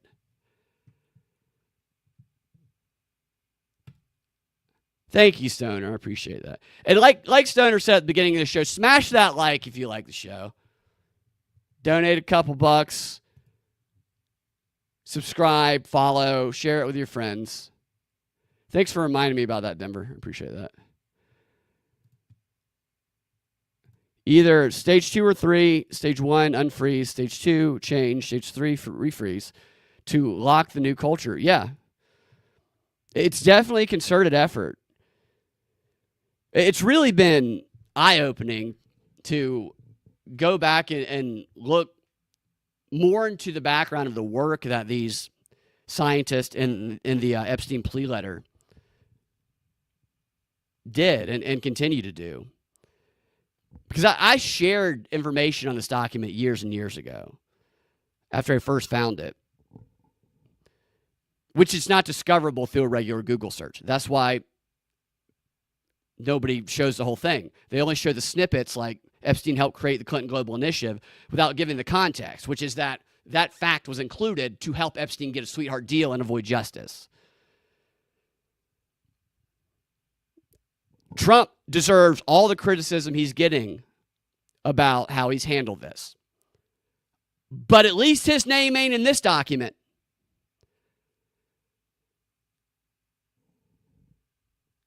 Because this is the worst document to have your name in. Unless there's explicit, this person did this awful stuff from the mouth of a witness or a victim.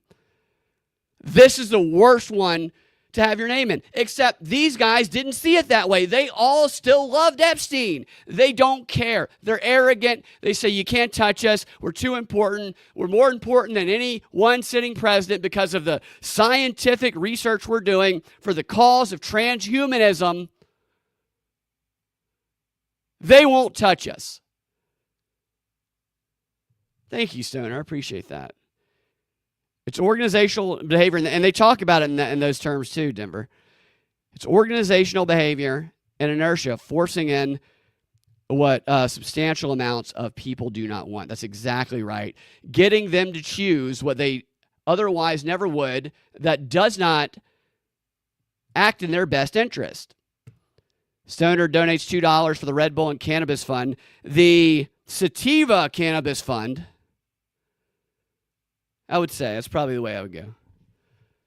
Of course, it's illegal here in Georgia, so I don't encourage anybody to break the law. All they have here, Stoner, is that stuff you get in the gas station that you don't know what the hell's in it.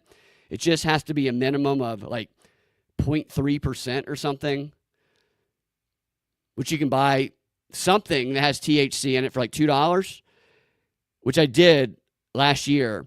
I took one, and for 2 days, I was like, make this end. What's in this shit? It was the worst.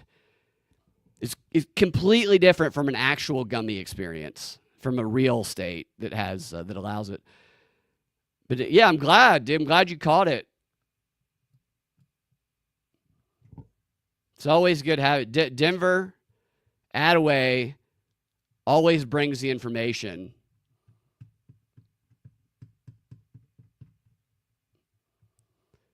That we need. Like,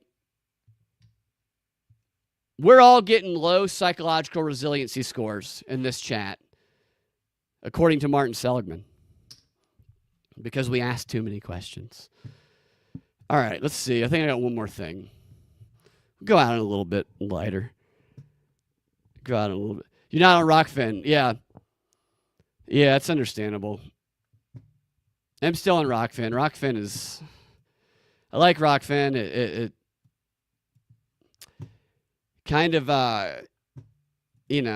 questions some of the choices they made personally, but nevertheless. So YouTube Rumble doesn't show the live feed. I've been trying to get on Rumble's like front page. I've done it before, but it's not always easy. And YouTube half the time actually, like sometimes YouTube cuts the stream out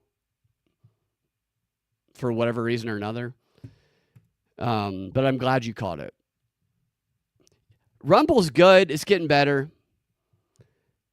It just does. It's still got a few kinks to work out. All right, let's watch some of this shit. I say lighter. I guess this really isn't that light, but it's stupid. So I guess we can make it light. Agreed. Martin Seligman's agreeing on Rumble. You know, I might try and take one of your online classes, Martin, if I can get you as an instructor personally, just so I can ask you some of my own questions. Yeah, I agree. And they changed it. Like, it used to be you could keep your, what's the crypto called? The Rockfin token, whatever it's called. And there was the hope that it would go up because it would go up and go down. You could sell it, and they wanted you to keep it. But then they just turned it into a stable coin. Like, I got no notice about that. It's kind of messed up. Like, I would have sold it when it was higher if I knew it was going to be pre-sub to Nancy Mace. She should sell the pre-subs like that one. Was that 9-year-old girl? Ray Token, that's right. LPR says pre-sub to Nancy Mace OnlyFans. Yeah, it was that story that little Tay or something like that. She turned 18 and made $1 million, she claims, on OnlyFans. I don't know if that's true, but it's just what she claims.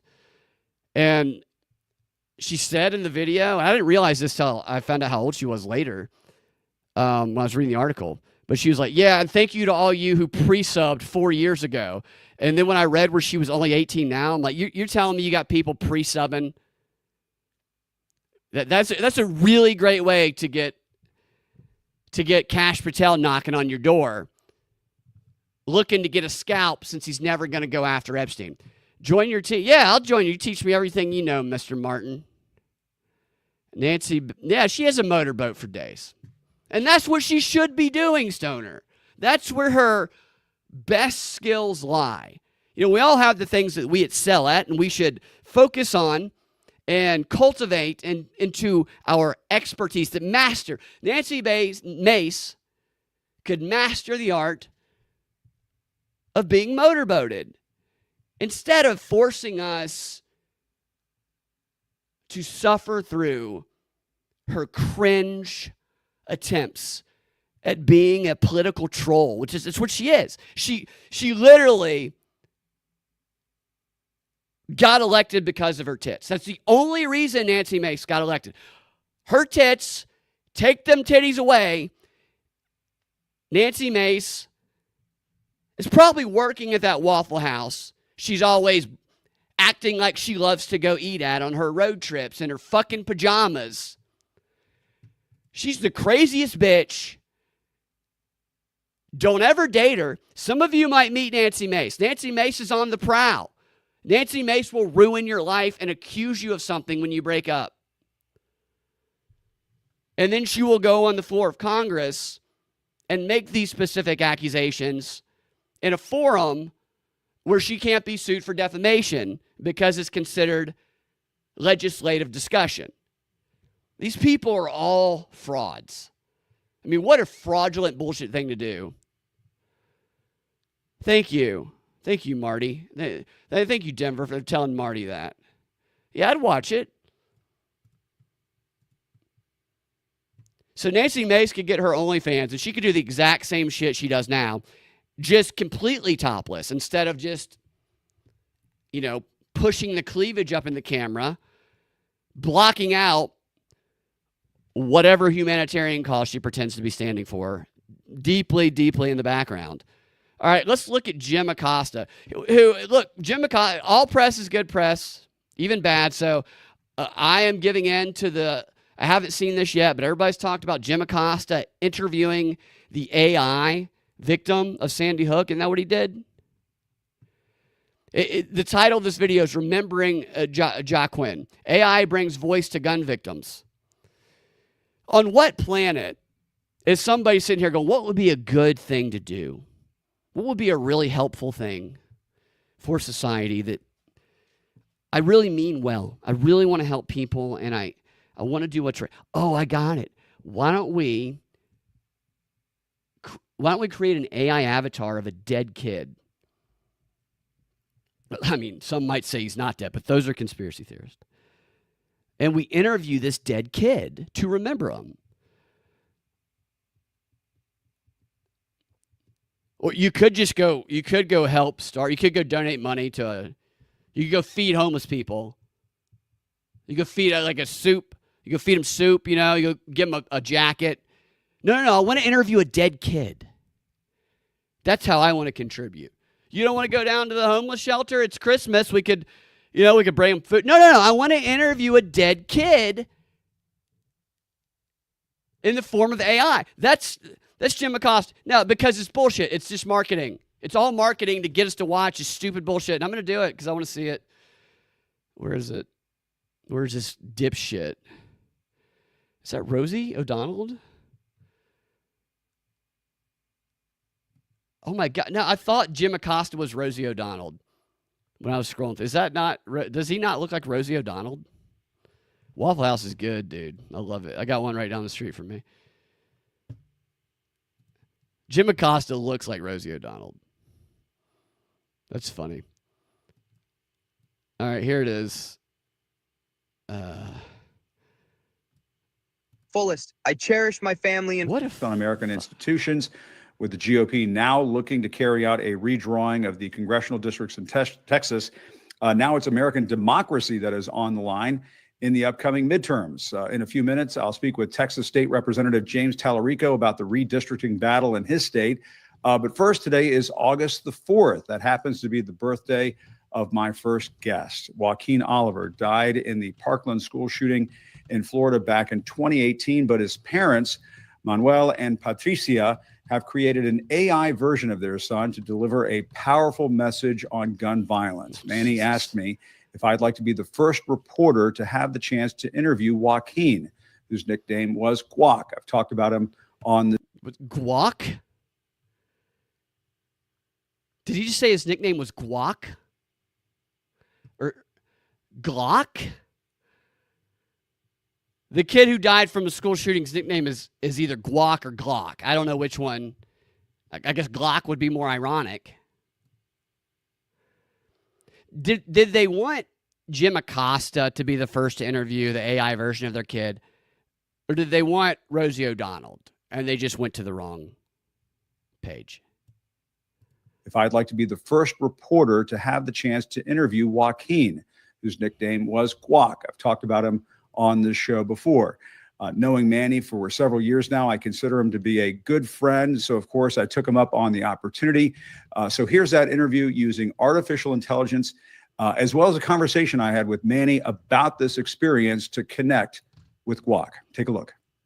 all right, if you want to share anything or have questions, I'm all ears. Just let me know.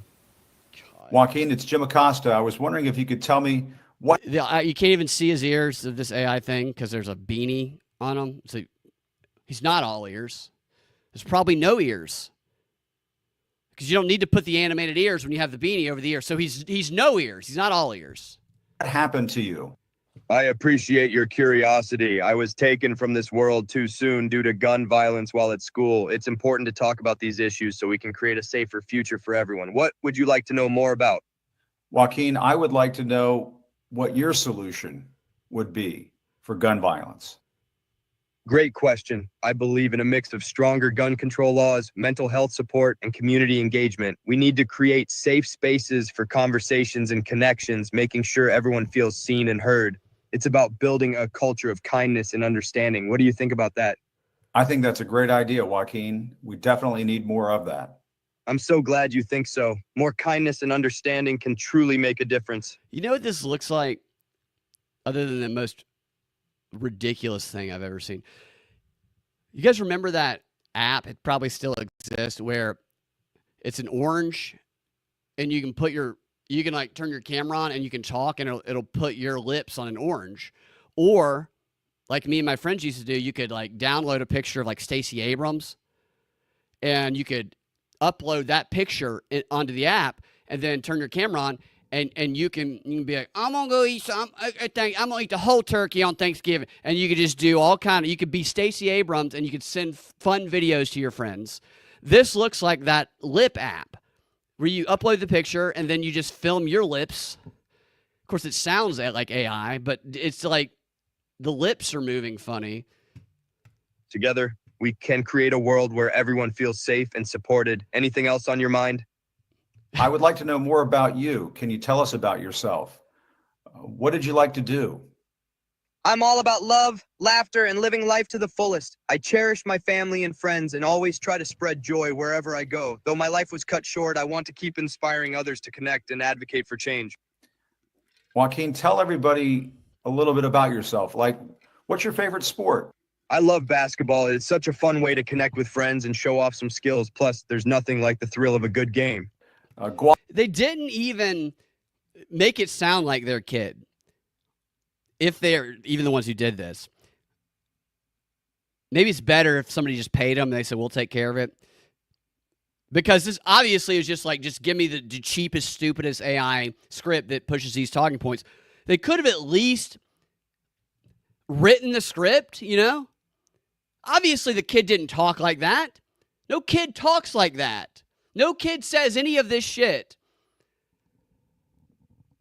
No kid goes, yeah, no, basketball is it's a great way to connect with friends and then, yeah, and just keep people safe. Nobody says that shit when you're a kid playing basketball. They say, oh, I love playing basketball. They don't elaborate on the connection and the bigger meaning of it to society.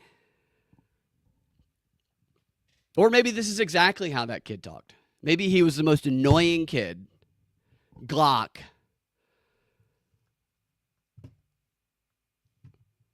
Yeah, I do too. Although they allow this to happen here. How much money they get for this? Why does he look like a lesbian? It looks like he spray painted his hair. Jim Acosta he said, spray paint my hair to match my lesbian shirt and my lesbian glasses that look like they don't have any lenses in them.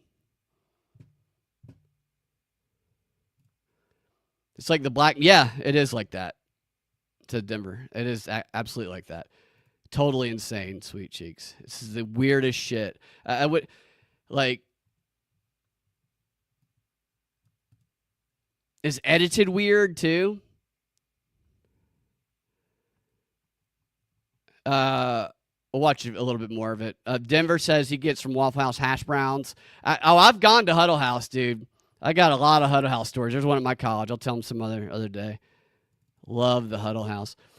Denver gets his hash browns scattered, smothered, and covered. 2 eggs over easy, raisin toast, extra butter, 2 pieces of bacon. That's making me hungry. I go hash browns. I get them covered and chunked with a 2 egg scramble with cheese, and definitely some of that bacon.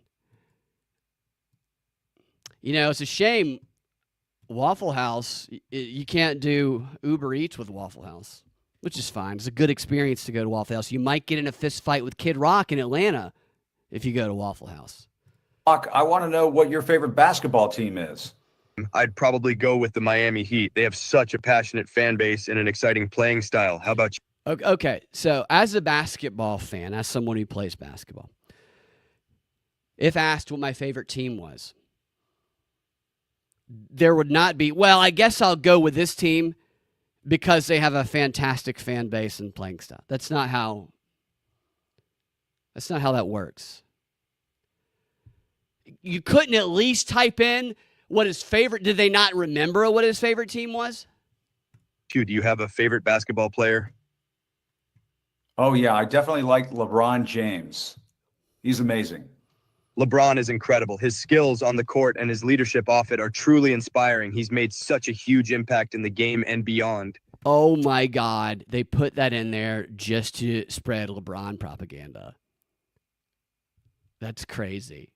Definitely. Whenever LeBron is playing, I always have to watch him. Hey, Joaquin, what about movies or TV shows?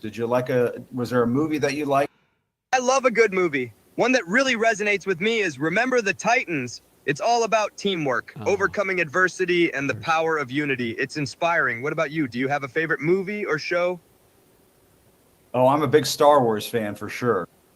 Star Wars is such an epic saga. The adventures, the characters, and that iconic music are unforgettable. Do you have a favorite character? Oh, it's got to be Luke Skywalker. I love Luke Skywalker. What But about why you? is the AI trying to get to know Jim Acosta? You.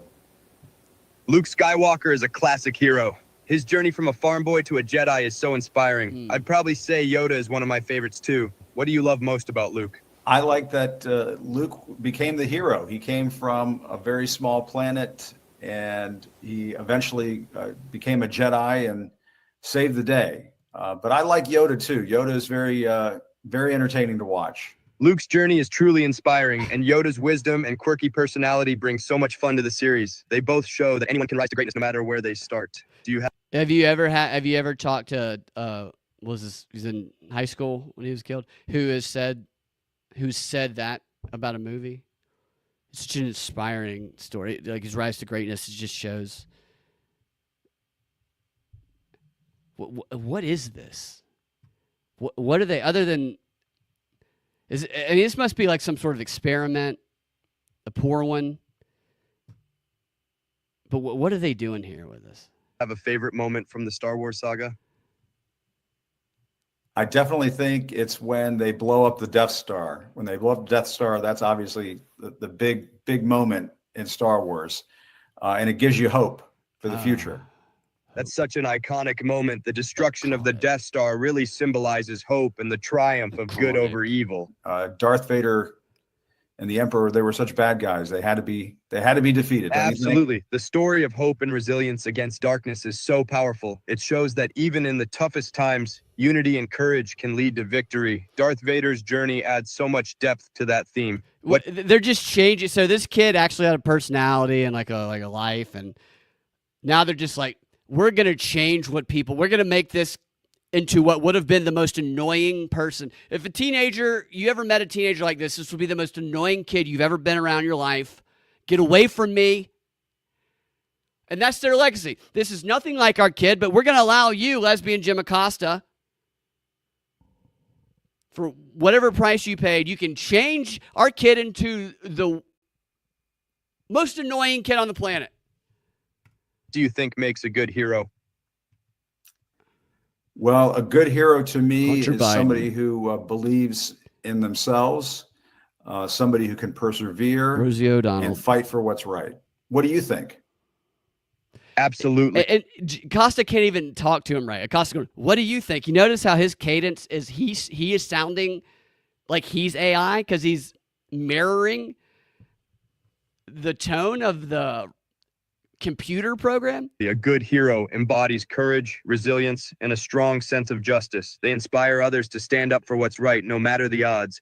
It's all about making a positive impact. Who inspires you to be a hero in your own life? Chris Cuomo. I was going to say that I think your dad, Manuel, is very inspiring, Joaquin, and you are very inspiring. Thank you so much. That means a lot to me. My dad's strength and love have always inspired me, and I hope to carry that forward. Together, we can inspire change and spread positivity. Joaquin, thank you very much for talking to us. We really appreciate it.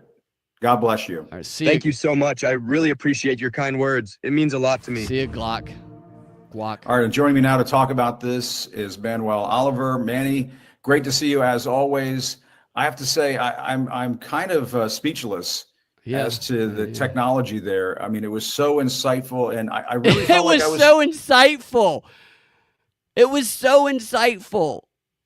I guess this is his dad. All right, that's it. It's too much of that. That is crazy. That's the craziest shit, dude.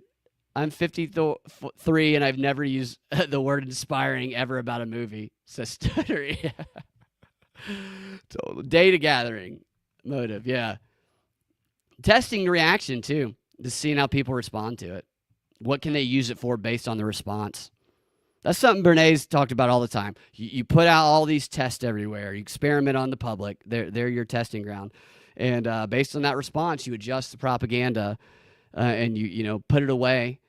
and you bring it out when you can apply it for your purposes based on these tests. Blame CERN for this retarded timeline where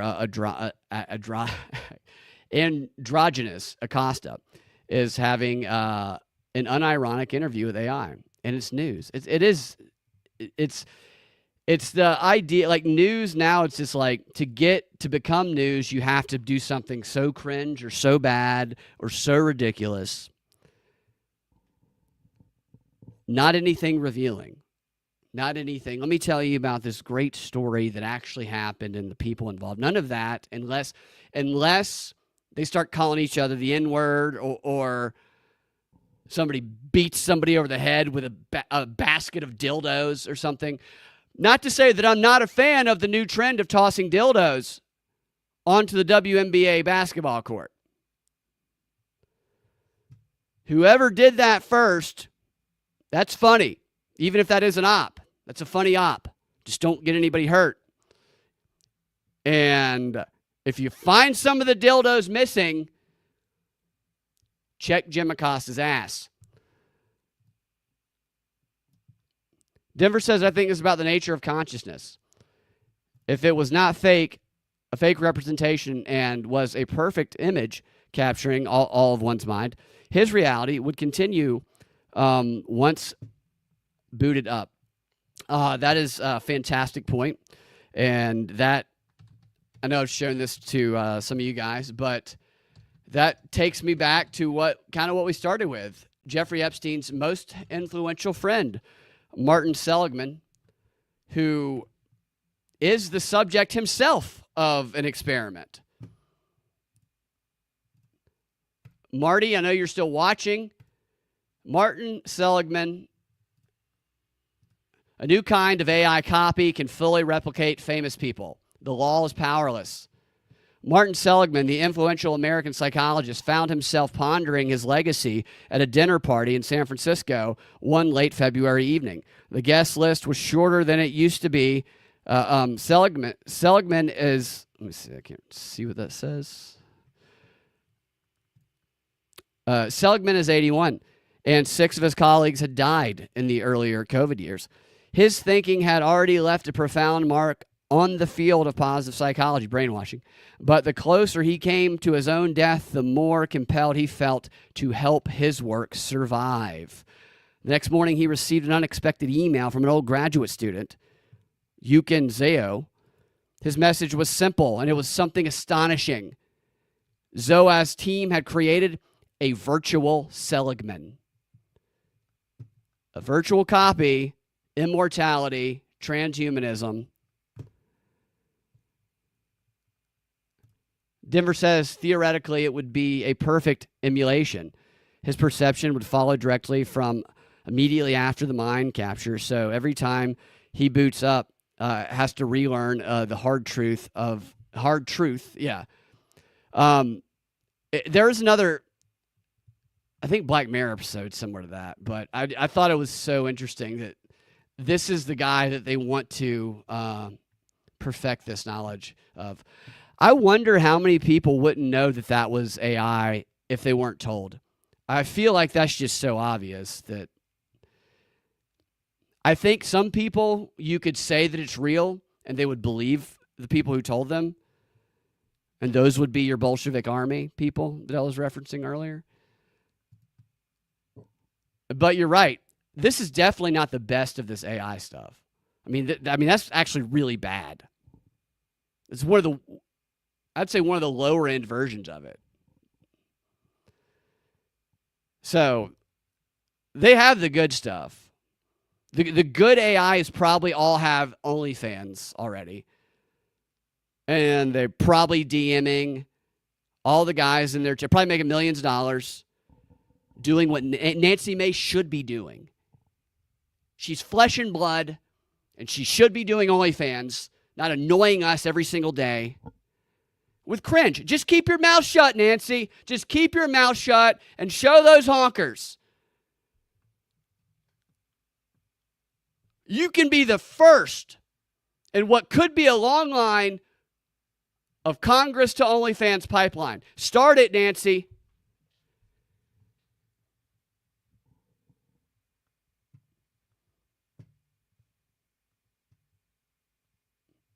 Diddy victim asked judge to release rapper on bail. Not always perfect. Diddy wasn't always perfect.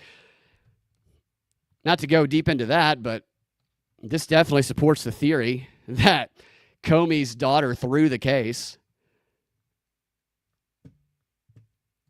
Nancy Mace should dance at Pink Pony. That's actually probably the best place for her. That it fits her. The cheetah, that's too.